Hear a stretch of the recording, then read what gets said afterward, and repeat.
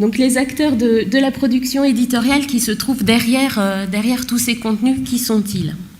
Eh bien, allez, on va commencer par les personnes qui sont en interne à Technique de l'ingénieur. Donc, pour commencer, ce sont des professionnels de l'édition qui produisent ces contenus. En premier lieu, les éditrices. Donc je dis éditrices parce qu'aujourd'hui, il n'y a que des femmes parmi les éditrices, mais ce n'est pas immuable et ça n'a pas toujours été le cas, et dans l'avenir, ça peut changer. Donc ces personnes sont toutes issues d'une formation scientifique, sont soit ingénieurs, soit titulaires d'un master. Certaines ont un doctorat.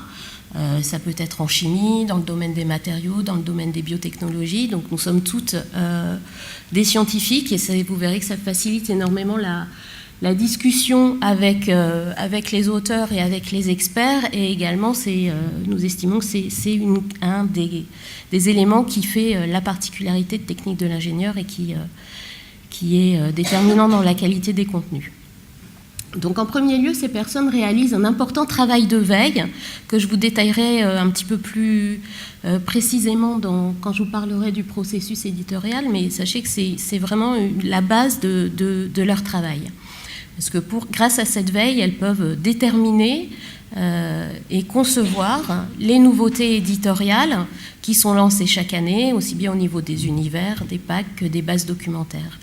Ce sont elles qui définissent les orientations des bases documentaires en faisant les choix éditoriaux, en déterminant les actualisations nécessaires.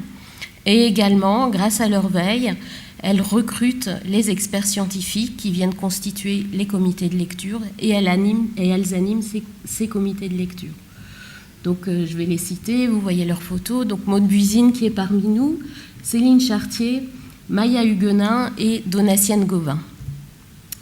Également, au sein de l'équipe éditoriale, il y a les chargés d'édition. Alors, les chargés d'édition, Delphine Younes et Marie Bationneau, c'est nos maîtres du temps. Elles ont un calendrier en permanence sous les yeux, puisque ce sont elles qui coordonnent le travail des experts et des auteurs dans le respect du planning de publication. Donc voilà, elles travaillent avec ce planning et ce calendrier en permanence sous les yeux.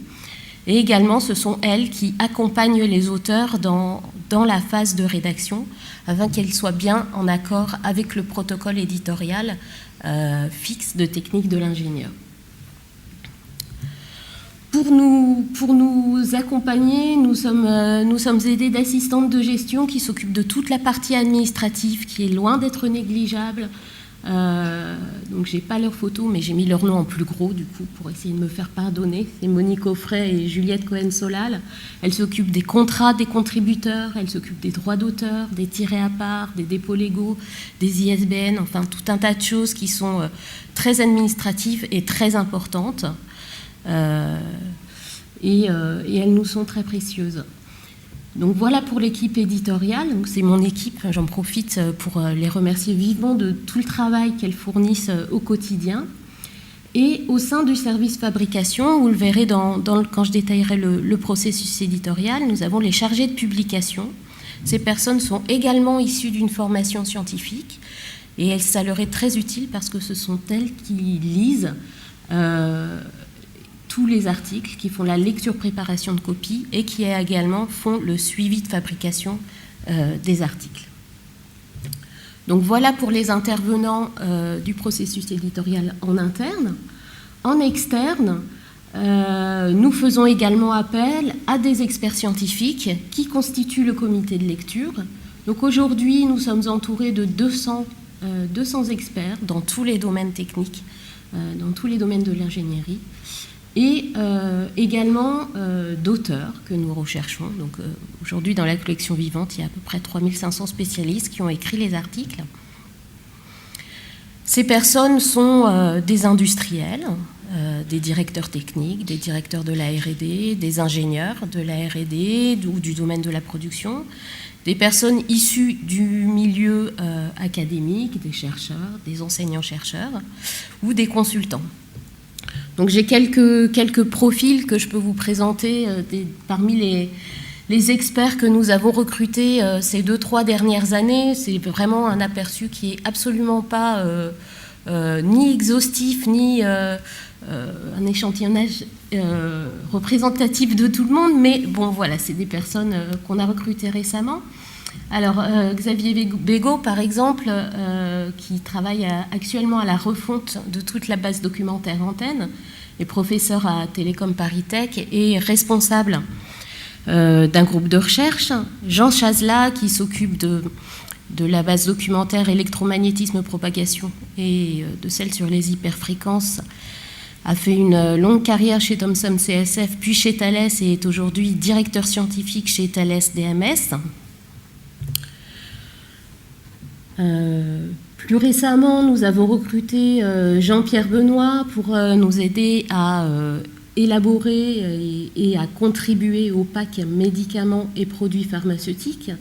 Donc, Monsieur Benoît est enseignant-chercheur en pharmacie et directeur de laboratoire à l'Université d'Angers. Et puis, nous avons aussi des profils un petit peu plus internationaux, comme François Le Chevalier, qui travaille sur le pack technologie radar.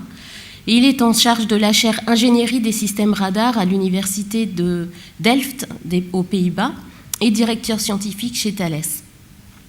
Voilà. Et il y a aussi des femmes, je le précise, mais c'est pour ça que je dis que ce n'était pas du tout un échantillon représentatif, en tout cas exhaustif de tous les types de profils, mais voilà le type de personnes avec qui nous travaillons. Alors, ces personnes, comment élaborent-elles les ressources documentaires? Quel est le processus éditorial?